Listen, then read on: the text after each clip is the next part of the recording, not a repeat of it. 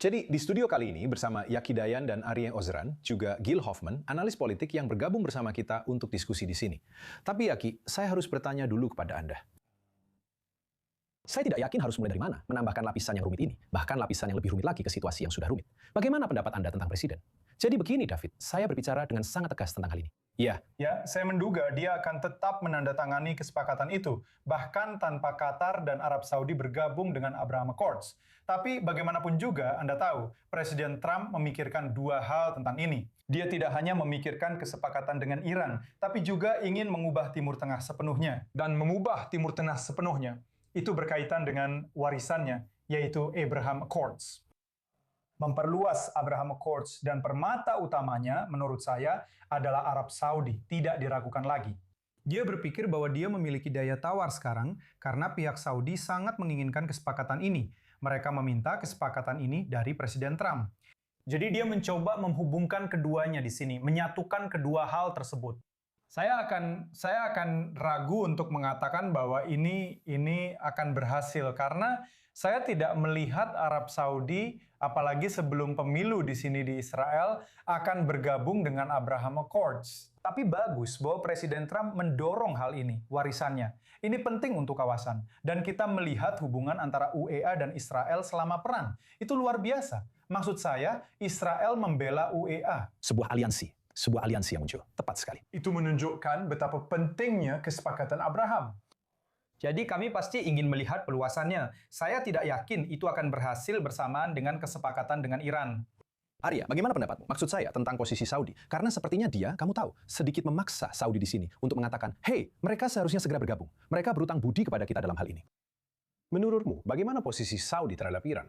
Terhadap kemungkinan kesepakatan saat ini?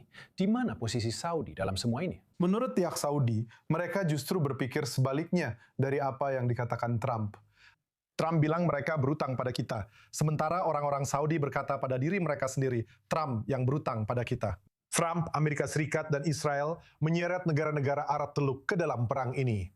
Mereka tidak meminta untuk ikut perang, tapi mereka diserang oleh Iran. Mereka tidak diajak berkonsultasi. Menurut semua laporan, mereka memang tidak diajak berkonsultasi sebelumnya. Bahkan jika mereka diajak berkonsultasi, masukan mereka tidak dipertimbangkan dalam pengambilan keputusan akhir. Dan negara mereka menjadi sasaran Iran, karena Amerika Serikat dan Israel menyerang Republik Islam Iran. Jadi satu-satunya hal yang mungkin bisa dianggap sebagai sudut pandang yang masuk akal dari pihak Trump adalah dengan mengatakan bahwa Amerika Serikat menyediakan pertahanan udara dan jet tempur untuk negara-negara tersebut yang membantu melindungi mereka, dan mereka membayarnya dengan uang tunai. Jadi di mata negara-negara ini, bahkan Uni Emirat Arab yang sudah menjadi bagian dari Abraham Accords, saya tidak tahu mengapa mereka perlu bergabung lagi. Tapi soal bergabung kembali, benar sekali. Mereka mengatakan jika ada yang perlu mendapat kompensasi akibat perang ini, kamilah yang harus mendapat kompensasi dari Amerika Serikat. Karena kami perlu mengisi kembali pertahanan udara kami. Kami butuh jaminan bahwa Iran tidak akan menyerang kami lagi. Jadi, ini sangat membingungkan jika datang dari Trump, setidaknya di mata negara-negara Arab Teluk yang sudah, kecuali Uni Emirat Arab dan Bahrain, mengatakan mereka tidak akan bergabung. Arab Saudi yang mengatakan itu. Qatar yang mengatakan itu. Bahkan Pakistan juga mengatakan itu. Tapi maksud saya, coba pikirkan. Maksud saya, poros antara Uni Emirat Arab dan Israel membuktikan diri secara militer. Dan di sisi lain, Arab Saudi terbukti sebagai macan kertas, menurut saya, yang membutuhkan semacam aliansi militer di kawasan tersebut. Jadi Anda tahu, di satu sisi ada Iran, di sisi lain ada Israel. Jadi sudah pasti, jika mereka bisa mengandalkan seseorang untuk, saya tidak akan bilang melindungi mereka, tapi untuk bekerja sama dengan mereka dalam bidang pertahanan, itu adalah Israel. Jadi itu masuk akal. Secara logika, itu masuk akal. Tapi saya setuju dengan Anda bahwa Arab Saudi tidak akan bergerak tanpa ada kemajuan besar terkait negara Palestina atau hal semacam itu. Mereka sudah mengatakan itu berulang kali. Yaki, kamu berbicara seperti orang Israel. Tapi dari sudut pandang Saudi, mereka melihat Iran dan Israel sama-sama buruk. Dan saat ini, karena alasan yang tidak saya mengerti, mereka melihat Israel lebih buruk daripada Iran. Mereka bersedia mengalah kepada Iran. Mereka bersedia menahan Iran. Dan mereka bahkan tidak mau berhubungan dengan Israel. Menteri Luar Negeri Saudi dan Menteri Luar Negeri Iran telah berbicara lebih dari 8, kalau bukan 10 kali sejak awal perang.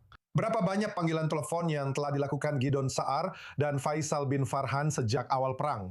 Mungkin 0, atau mungkin 1 yang dilakukan diam-diam. Dan pada akhirnya, tetap saja. Bahkan setelah semua yang terjadi. Sekarang, saya tidak akan membenarkan posisi ini. Tapi entah kenapa, posisi Arab Saudi adalah mereka lebih memilih untuk menjaga Iran tetap dekat, semacam rangkulan yang mengekang untuk mencoba menenangkan mereka dan mencegah mereka menyerang lagi.